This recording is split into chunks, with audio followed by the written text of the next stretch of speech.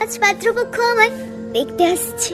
মা সকাল থেকে বারবার বলছে মুখে ফেস প্যাক লাগা, হলুদ বেটে লাগা। বাবা বলে দিয়েছে আগের 13টা পাত্র হাতছাড়া হয়েছে গায়ের রঙের কারণে, এই পাত্র যেন হাতছাড়া না হয়।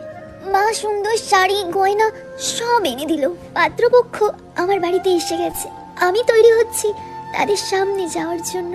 শুনতে পাচ্ছি বাবা বলছে মেয়েরা আমার সব ভালো, শুধু গায়ের রংটা যা একটু কালো। আমাকে দেখেই পাত্র বলল, আচ্ছা আমাকে পছন্দ তোমার?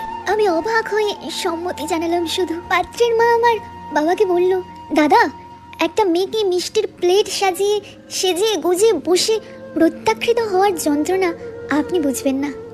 যদি মনে হয় বিয়েটা হওয়ার সম্ভাবনা আছে তবেই পাত্র দেখতে আসুন, না হলে শুধু শুধু একটা মেয়েকে অনেক অপমান সহ্য করতে হবে আপনার থেকে প্রত্যাখ্যিত হওয়ার কারণে।